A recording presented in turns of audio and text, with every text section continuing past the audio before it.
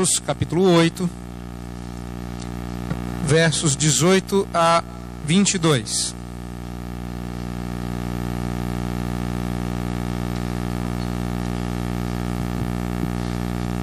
Acompanhe a leitura da palavra do Senhor, que diz assim: Vendo Jesus muita gente ao seu redor, ordenou que passassem para a outra margem. Então, aproximando-se dele um escriba, disse-lhe: Mestre, seguir-te-ei para onde quer que fores. Mas Jesus lhe respondeu: As raposas têm seus covis, e as aves do céu ninhos, mas o Filho do Homem não tem onde reclinar a cabeça. E outro dos discípulos lhe disse: Senhor, permite-me ir primeiro sepultar meu pai. Replicou-lhe, porém: Segue-me e deixa os mortos os sepultar os seus próprios mortos. Vamos orar. Deus bendito, nós engrandecemos o teu santo nome pelas muitas maravilhas que o Senhor tem nos permitido experimentar. Pedimos, ó Deus, que nesta noite o Senhor nos dê, dentre as muitas maravilhas, a de compreender a tua palavra. Ilumina nossa mente e nosso coração, para que possamos entender a mensagem que o Senhor quer nos transmitir através do texto que acabamos de ler. Abre nossos olhos e corações para receber a semente da tua palavra. Nós rogamos a tua bênção, em nome de Cristo Jesus. Amém. Irmãos, nós temos passado por tempos muito difíceis no evangelicalismo mundial. O evangelho no mundo tem sofrido por causa das suas muitas poluições e corrupções. Mas eu creio que eu tenho que concordar com um bispo que há muitos anos atrás, há mais de 2 séculos atrás, disse, e eu tenho que concordar que as palavras dele não são menos relevantes hoje do que foram para a sua própria época. Ele disse que nada causou mais dano ao cristianismo que a prática de encher as fileiras do exército de Cristo com todo voluntário que esteja disposto a fazer uma pequena profissão de fé e a falar fluentemente a respeito de sua experiência. O problema é que o cristianismo deixou de não só crescer, mas de exercer a sua influência transformadora a partir das portas invertidas. A porta escancarada passou a ser a porta de entrada. E havia um convite aberto, franco e sem exigências, para que qualquer um entrasse pelas portas da igreja. A porta de saída, outrora larga, agora era estreita, apertada de sair. A igreja passou a ser um lugar fácil de entrar e difícil de se desligar. Não importa o que você faça, pense, creia, onde esteja, está difícil se desligar da igreja. A igreja lhe quer, a igreja lhe aceita em todo o tempo, de qualquer forma, mesmo que você não esteja lá.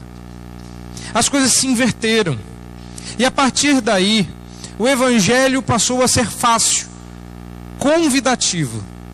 Passou-se uma época em que era até moda ser evangélico. E a partir de agora, nós temos que conviver com os efeitos dessa poluição. O evangelho passou a ser um convite ao conforto. Você está desconfortável, pobre, sem bens, com dores, problemas. Seus problemas acabaram. Vem para a igreja. Creia no meu método, no meu Cristo, na minha religião, e o conforto que você tanto deseja vai finalmente lhe alcançar. O evangelho passou a ser um convite para o conforto pessoal, para o hedonismo pecaminoso. O evangelho também passou a ser um evangelho sem Senhor.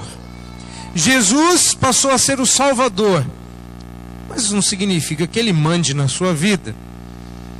Em outros países, que não o nosso, houve brigas tremendas a respeito disso. Conquanto o Senhor Jesus seja chamado no Novo Testamento infinitamente mais vezes de Senhor do que Salvador, Ele passou a ser aquele que salva e perdoa, mas não aquele que exige, que manda, que é servido. O Evangelho passou a ser light, leve. O púlpito mudou porque a pregação mudou. E a igreja mudou porque a mensagem é outra. Criamos crentes frágeis, fracos, levianos. Uma mensagem que convida, mas não transforma. Comove, mas não mexe. Sacode, mas não abala. E assim vive a humanidade. Mas quando nós confrontamos essa situação presente, que não está longe de nenhum de nós aqui, nós ligamos o nosso rádio, a TV, conversamos com as pessoas na rua, no nosso trabalho, na nossa escola, e nós começamos a nos identificar como evangélicos, mas aos poucos a coisa vai ficando distinta. Não está diferente. Mas quando nós confrontamos esse estado de coisas com o que a Bíblia diz e com os relatos que Mateus nos faz a respeito de Jesus, nós vemos outra coisa totalmente diferente. Nós vemos um evangelho menos leve, um evangelho de peso, um evangelho que carrega glória, e glória é algo pesado, até porque a palavra para glória é peso. A glória de Deus é pesada. E confundimos a glória de Deus com o fardo de Cristo. Cristo diz: tomai meu fardo que é leve. O pessoal diz que a glória de Deus é leve. Estão confundindo as coisas. A glória não é um fardo. Glória é glória. Quem não quer glórias? A glória de Deus é o nosso futuro. É para o que nós somos criados. É o nosso desfrute. Fomos feitos para este fim. Glorificar a Deus e gozá-lo para sempre, desfrutar disso. Mas nós queremos desfrutar aqui dos prazeres do além, e queremos ter, eu não diria que queremos ter, porque nós queremos ter tudo menos a responsabilidade que o Evangelho exige. E é por isso que nesta noite eu quero falar daquilo que eu entendo Jesus dividir em duas categorias: o tipo de discípulo que Ele não quer. Nós estamos tão acostumados com um evangelho convidativo, do evangelho que chama, que vem, do evangelho que não impõe barreiras, do evangelho que diz: venha como está e fique do jeito que veio. Hoje eu vou falar para vocês do discípulo que Jesus não quer. Nós somos ensinados errados, que Jesus quer todos. Mas a verdade é que há dois tipos de pessoas que Jesus não quer ver pintadas de ouro. E você deve se perguntar se você está entre ou encaixado em alguma dessas categorias. E essa não é uma mensagem para os que estão lá fora, não é uma mensagem evangelística. Pode ser usada assim, porque é evangelho, está no evangelho. Mas essa é uma mensagem intramuros. Repare que as duas pessoas que se aproximam de Jesus são pretensos seguidores. O escriba do verso 19 diz apaixonadamente: Senhor, mestre, seguir-te-ei por onde quer que fores. Mais à frente, no verso 21, Mateus diz que aquele que chama a Jesus de Senhor é um discípulo. Está muito fácil ser crente, membro de igreja, está muito fácil ser evangélico, está difícil é ser crente. E há dois tipos de seguidores que Jesus não quer, por um motivo muito básico e justo. Jesus não é um popstar, Ele não quer fã, Ele quer discípulo, que dia a dia vai ficando parecido com ele, portanto diferente do mundo. Então não é para que você pense que é fácil assim, e que você pode tomar a decisão a qualquer hora que você achar que deve. Não. E nesses dois discípulos, nós vamos ver os dois tipos de gente, de discípulos, que Jesus não quer nas fileiras do seu exército. Ele não quer esse tipo de gente dizendo que quer segui-lo. São duas categorias. É um sermão simples e curto. Por isso eu peço a sua atenção para os detalhes desse texto. O Senhor Jesus, no verso 18, vê que a multidão continua a segui-lo após a mensagem e as curas que ele fez. Então, ele pede para que eles passem para outra margem, e até que ele chegue lá, dois dos seus seguidores lhe abordam. Jesus era acessível. Jesus se permitia ser encontrado. E no primeiro deles, nós somos informados, no verso 19 e 20, que havia dentre os seguidores de Jesus um mestre da lei, um escriba. E muito apropriadamente, aquele escriba identifica Jesus como um mestre. Mas há uma curiosidade nesse texto que eu quero que você repare. O escriba chama a Jesus de mestre. Mas lá no verso 21, o discípulo o chama de Senhor. Isso é altamente significativo. O primeiro identifica Jesus como um mestre, um ensinador. O segundo o identifica como um senhor, alguém que exerce senhorio e governo. E a resposta de Jesus vai caminhar na área em que cada um coloca a Cristo. Mas ele, Jesus, quando se refere a si, nem mestre, nem senhor, embora ele seja os dois, mas filho do homem. Ele se identifica com um título messiânico, ele se refere a si como o Messias. Passa despercebido porque era um pouco comum o título filho do homem, inclusive para se referir como mero homem. Mas alguns se esquecem de que durante o livro de Ezequiel e a vida daquele profeta, ele foi chamado pelo próprio Deus de filho do homem. Era um título messiânico. É uma referência aos títulos do passado. Não era apenas eu sou apenas um filho de homem. Não, ele era o filho do homem, aquele a quem Ezequiel prefigurou. Mas vamos à primeira categoria do discípulo que Jesus não quer que o siga. É tão curioso, né? Eu confesso que fico um pouco constrangido de dizer que há um tipo de gente que Jesus não quer. Mas de fato, Jesus não quer que qualquer um o siga mesmo não. E o primeiro deles é o discípulo precipitado. A pessoa que é precipitada é uma pessoa que toma decisões sem pensar. Não é somente aquele que fala sem pensar, isso também é precipitação. Ele ainda não conhece tudo a respeito do assunto, mas já está dando a sua opinião. Esse é o precipitado. Ele se precipita e depois tem que voltar atrás porque ele não sabia disso. Ele não conhecia tudo. Então alguns tomam uma decisão precipitada por Cristo. E embora isso pareça soar desencorajador, na verdade é um grande encorajamento. Jesus não quer que você o siga pelas suas emoções, tocados por um sermão sentimental, por uma voz trêmula e rouca, como que parecendo que vai chorar. Jesus não quer que o seu coração, explodindo em emoções, tome uma decisão que é séria. Seguir a Cristo é a decisão mais importante, mais séria, mais profunda que você pode tomar em toda a sua vida. Você não deve fazer isso como fruto das suas emoções de momento. Mas aquele escriba, tomado por suas emoções, exclama e diz: Mestre, seguir-te-ei para onde quer que fores. estou contigo e não abro, meu mestre.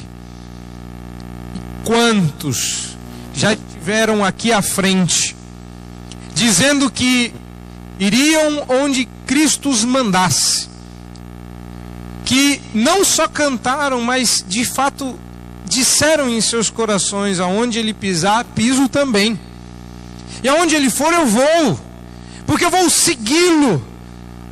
Não interessa onde ele vá, não interessa para onde me mande, eu vou com ele. Aí Jesus diz: então vamos, pegue a sua cruz. Não, cruz não dá. Olha, tem que parar de fazer certas coisas, tem que passar a fazer outras, tem que viver com... Não, olha, se eu soubesse que tinham tantas regras, tantos senão, tantas coisas que precisavam ser feitas, eu não tinha dito aquilo com tanta ênfase. E aí Jesus responde àquele que o chama de mestre, ensinando.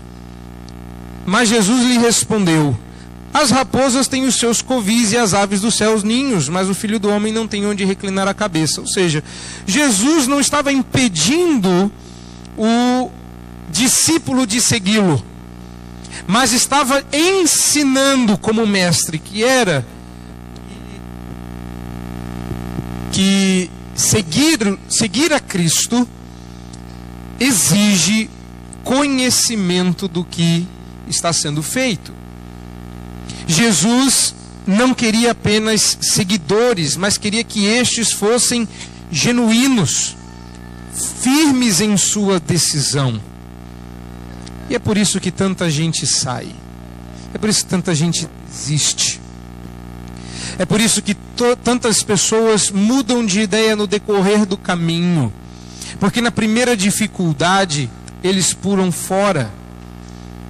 Na primeira vicissitude, no primeiro empecilho, não são como Jó, que mesmo depois de afligido e em dores, exclama que ainda que ele me mate, nele esperarei. Porque Jó, quando tomou a decisão dele, sabia o que estava fazendo. Jesus quer que você saiba no que você está se metendo. Repare outra coisa nesse versículo. Repare uma coisa na resposta de Jesus. Obrigado. Som. O Senhor Jesus... Ficou um pouco diferente minha voz.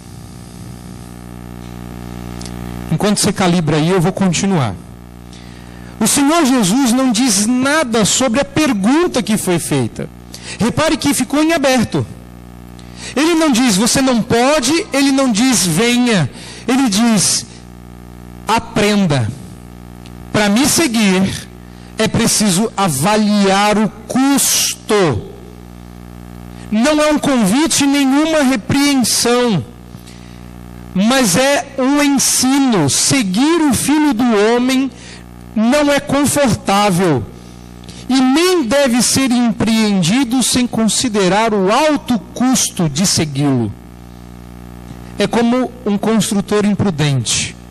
Mas nós falaremos disso mais adiante, que é uma repetição desse mesmo tema.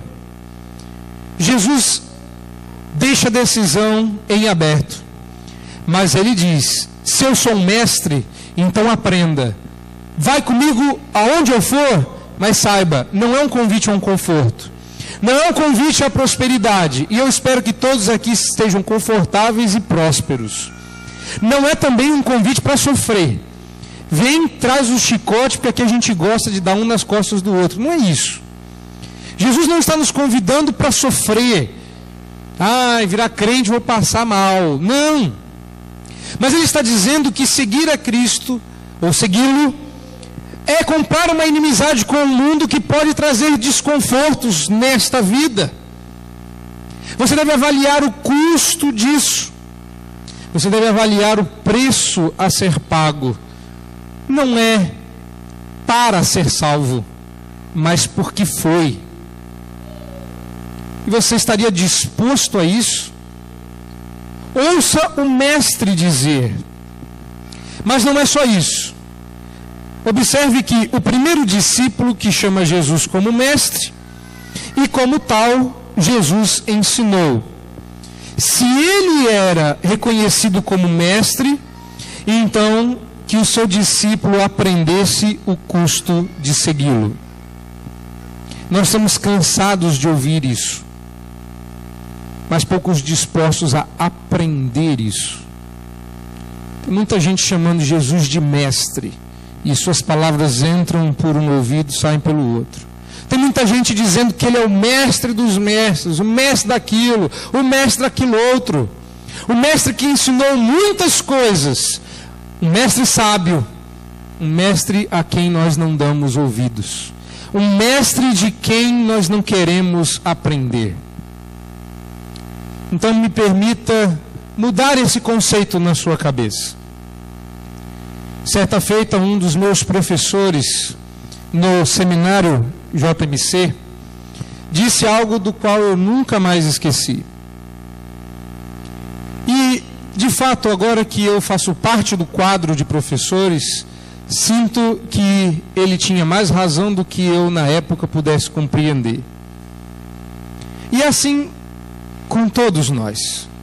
Ele disse: professores, vocês não escolhem, e terão muitos, mas o mestre é aquele que você adota para si, e esse você escolhe.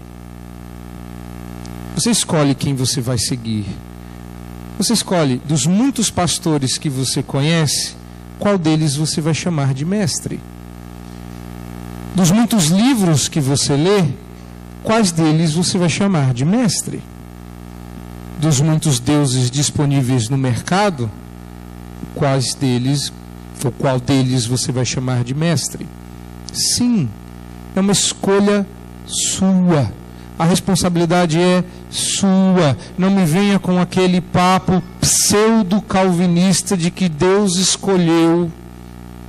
Deus de fato escolheu, mas Ele nunca isentou você das suas responsabilidades.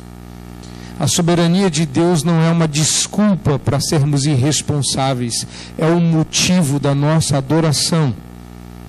Mas se você não sabe do que eu estou falando, não ouse chamar Jesus de mestre. Não abra sua boca para chamar Jesus de mestre, aquele que não o conhece, não sabe o que ele diz e não está interessado em ouvi-lo. Mestre, vou seguir você onde você for. Então ouça o que eu tenho para dizer e aprenda. Mas o seguinte diz: Senhor, permite-me ir primeiro sepultar meu pai. O texto não é claro em dizer aqui se esse pai já havia falecido e faltava apenas o sepultamento, ou se esse pai era um idoso que previa o filho, em breve morreria o pai, e ele precisaria cumprir parte da ética e da etiqueta judaica, que era, claro, estar presente ao funeral do pai. E é claro que Jesus aqui não está dizendo para aquele discípulo que ele não deve ir ao enterro do pai, menos do que ele disse que você deve de fato cortar o seu braço fora, há pouco tempo atrás, quando ele pregou o Sermão do Monte. Mas o que é curioso é a forma aparente de piedade com que esses discípulos se aproximam de Cristo. Reparou? Senhor, permite-me primeiro ir sepultar o meu pai. Como é que uma pessoa dessas se aproxima de Jesus dizendo: Senhor, usando um termo que significa tu és o rei, tu és aquele que governa soberano sobre todos, o Senhor fala e eu obedeço, o Senhor é Senhor, eu sou servo, o Senhor manda, eu obedeço, tu és o Senhor. Mas antes de te obedecer, só uma coisinha. É uma pequena lista de poucos itens que eu gostaria de ver preenchidos antes de segui-lo. Sabe o que é isso? É aquele típico, me perdoem o termo, tão baixo calão, mas é aquele típico sem vergonha, que diz que vai tomar a sua decisão por Cristo em breve. Você precisa se converter, você precisa ir para a igreja. Logo, eu ainda sou muito novo. Eu vou, mas não agora, mais para frente. Algumas coisas que antes precisam ser resolvidas na minha vida. Tem cara de piedade algumas vezes. Por que você não toma a sua decisão por Cristo? Tem coisas erradas na minha vida que eu preciso consertar antes de ir para a igreja. Parece piedoso, parece santo. Mas se você não é o discípulo precipitado, então você é o discípulo procrastinador. Procrastinar é deixar para depois, é deixar por último. É típico da nossa cultura. Você sabe que tem um trabalho para ser entregue daqui a 3 dias. Ai, não me fala de trabalho, eu estou gostando tanto de férias. Mas elas vão acabar. E logo, logo você vai ser relembrado que a sua vida não é só comida. Que entre Natal e Ano Novo a gente só pensa, fala e se enche disso. Mas logo, logo a vida volta ao normal. E seja na escola ou no serviço, a gente sabe que tem coisas a fazer com prazos definidos. E você sabe que 5 dias são suficientes. E você sabe que dá para fazer em 3. Procrastina o primeiro dia, o segundo. Bom, se eu apertar dá para fazer em 2. Se eu não dormir dá para fazer em 1. Agora não dá mais para fazer, vou atrasar. Falando sobre procrastinação, meu pai me contou uma história que vai fazer muito sentido aqui. Ele conta que, é uma história, não é verdade, até onde eu saiba, que é comum os advogados irem perguntar dos prazos dos processos para que eles possam trabalhar em cima dos papéis. Papai e mamãe trabalham num tribunal. E o advogado perguntava para um dos que trabalham com meu pai: qual é o prazo para o processo dessa área? E a resposta: 24 horas. Tá, e o processo para essa outra área, qual que é o prazo? E ele respondeu: 24 horas. Tá, e o processo para esta área aqui? 24 horas. Meu querido, todos os prazos aqui são 24 horas? Responde do outro lado: eu não sei se o prazo é de 24 horas. Mas eu sei que se o senhor fizer a petição em 24 horas, o senhor não perde prazo nenhum. O senhor não vai perder prazo nenhum se fizer tudo em 24 horas. Jesus não quer que você deixe para depois a decisão de hoje. Jesus não quer que você empurre com a barriga. Jesus quer prontidão. E quem procrastina é desobediente. Observe que o procrastinador é quem chama Jesus de Senhor. E aquele que chamou Jesus de mestre recebeu uma lição. O que chama Jesus de Senhor recebe uma ordem. Reparou na diferença? Olha lá, compare as duas respostas. O que chama Jesus de mestre, verso 19, recebe do Senhor no verso 20 uma lição. Mas no verso 21, aquele que o chama de Senhor recebe no verso 22 de Jesus uma ordem, e a ordem é: segue-me. Mas falhou. Porque nós vimos nos capítulos anteriores que Jesus, passando pela orla, viu alguns pescadores e disse: segue-me. E o texto diz que imediatamente eles largaram as redes e seguiram a Cristo. A gente olha para esse texto e fala: e o poder está baixando o nível, a pilha está fraca. Mas o que nós vemos mais alguns versículos à frente é que não é nada disso. Aquela história de Deus escolhe ainda vale. Porque o texto registra mais adiante que Jesus chama Mateus, capítulo 9, verso 9, dá uma olhada lá. E quando o Jesus dá a mesma ordem, afinal de contas ele é o Senhor, Mateus se levanta e o segue. A resposta de Mateus está registrada no capítulo 9, verso 9. Mas a resposta do discípulo aqui não está registrada. Mateus não se interessou pela resposta dos discípulos. Nós não sabemos se aquele escriba aprendeu a lição e foi onde Cristo fosse. E não sabemos se aquele que disse Senhor, de fato seguiu, deixando que os mortos espiritualmente enterrassem os seus mortos fisicamente. Porque para Mateus não interessa o que o discípulo disse, mas o que Jesus disse.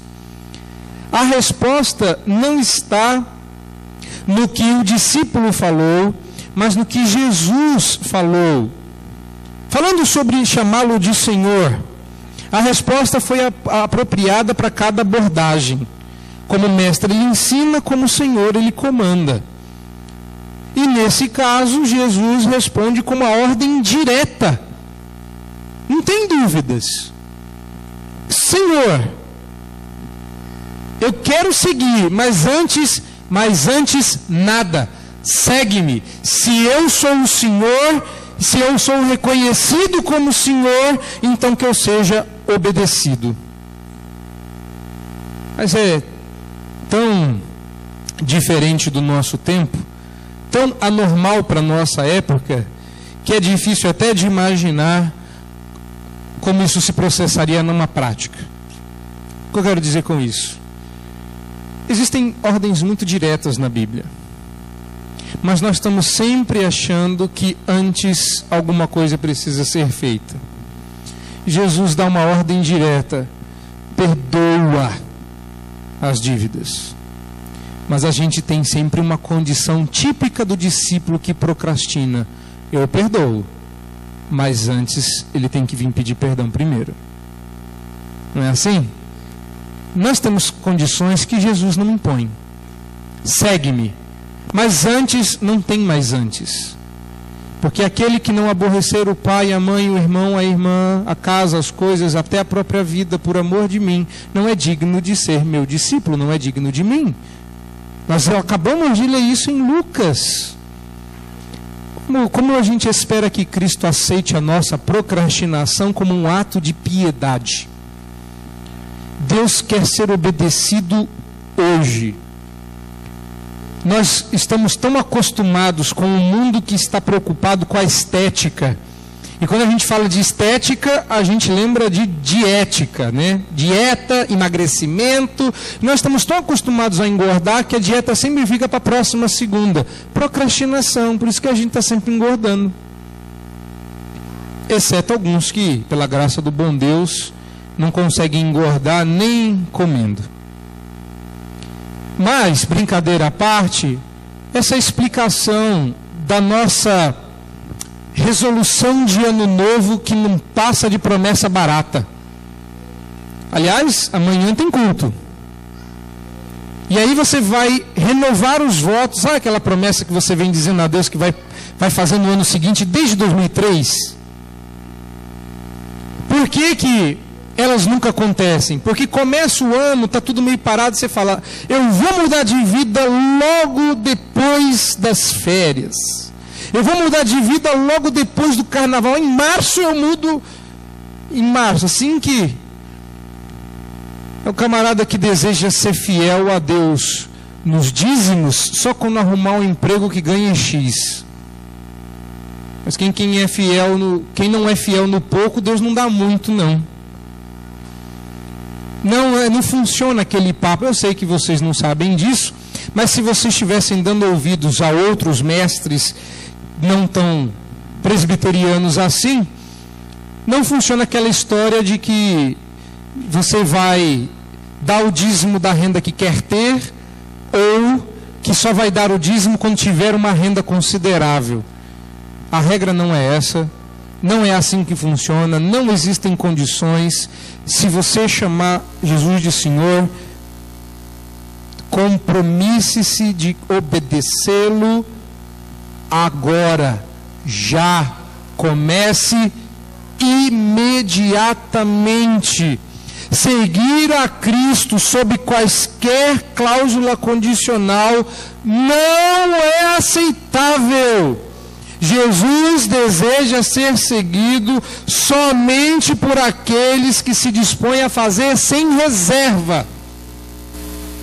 Aí eu vou seguir a Cristo, mas não assim tão diretamente. Som.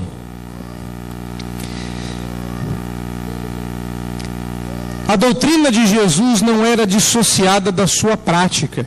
Ele acabou de falar sobre isso no Sermão do Monte. Agora estão colocando em prática o que ele disse. Sem reservas, sem condições. Tem que ser sim, sim, não, não. Se é para seguir, em todo o tempo. Já. Agora, olhe para todo esse texto. Estamos caminhando para o fim. Olhe para todo ele. Olhe para o conjunto dessa obra. Jesus chamado de mestre e ensinando que nós devemos ponderar os custos de segui-lo. E Jesus sendo chamado de Senhor e Jesus nos dando uma ordem para segui-lo imediatamente, sem reservas, sem procrastinação. Esse Jesus aqui está sendo apresentado dentro do contexto do Evangelho de Mateus. Afinal de contas, quem é a pessoa que só aceita como seguidor alguém tão profundamente comprometido? E essa é uma coisa fácil para nós compreendermos hoje. Me permitam, uma vez que nós já cantamos para as crianças, ou com elas, me permita me dirigir a um público aqui mais jovem. Se você, por acaso, não é tão jovem assim, mas tem um Facebook ou um Twitter, isso serve para você também. Mas numa cultura de rede social, está todo mundo acostumado com o termo seguir. Seguir a publicação, seguir a pessoa, seguir suas postagens, ter uma página na qual você segue, seguir as publicações feitas nos blogs. Você já pensou se você clicasse lá no seguir, vou seguir essa pessoa, e ela fosse uma de nós aqui, porque nós temos as redes sociais, somos, aspas, amigos virtuais uns dos outros, e é comum que a gente siga uns aos outros na rede social. Aí de repente eu clico para seguir um de vocês e recebo como resposta: só aceito seguidores que não critiquem o que eu falo, curtam tudo que eu escrever. Que condições são essas? Quem você pensa que é? Estou te fazendo um favor de te seguir?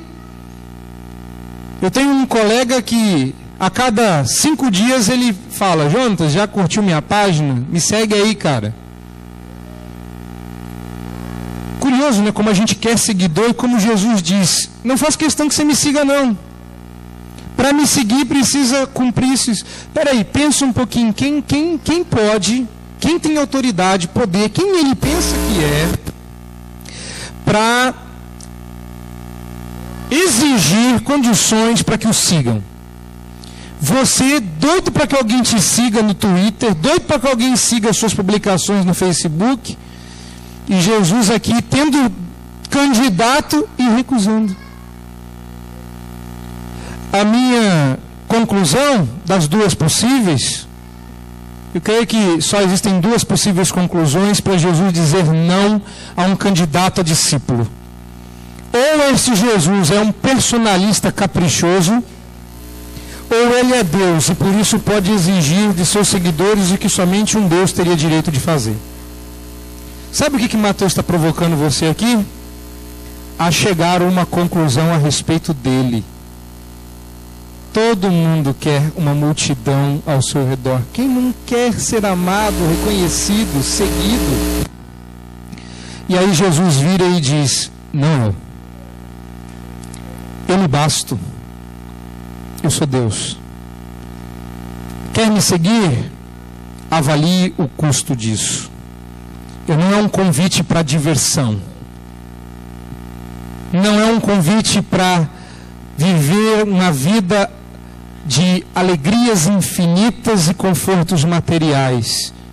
A gente espera que isso aconteça, mas no dia que não acontecer, ele continua sendo digno da nossa adoração. Esses últimos dias foram dias de muito aprendizado para a minha família. E livrados de um acidente grave, muitas pessoas que seguem no Facebook disseram que Deus as livrou ou porque elas mereciam ou porque Deus não as desamparou. Minha esposa, que saiu debaixo do carro, disse para mim no telefone: se nós tivéssemos morrido, isso não significaria que Deus nos desamparou. No bom ou no ruim, Deus cuida de nós e Deus sempre é bom. Aquilo me fez pensar: será que nós estaríamos dispostos a seguir um Deus que não está aqui para fazer todas as nossas vontades e que impõe condições para ser seguido? Em um filme evangélico, um dos personagens vira para a esposa e Deus não a deixa engravidar até aquele momento. E num dos exames que não deu certo, o marido vira e diz: você continuaria amando a Deus se Ele nunca atendesse o nosso pedido?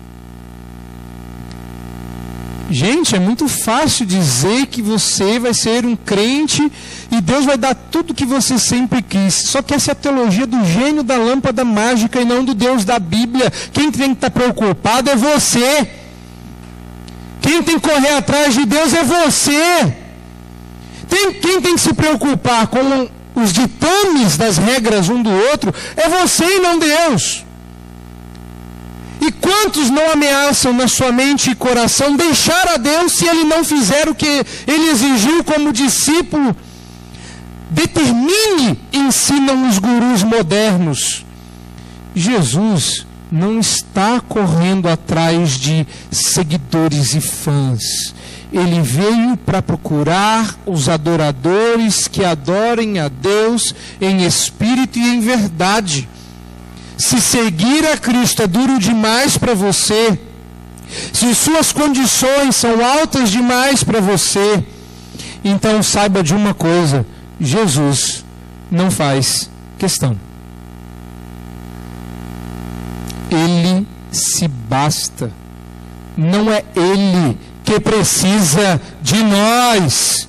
Somos nós que precisamos dEle. E ainda que Ele me mate, é na direção dEle que eu vou.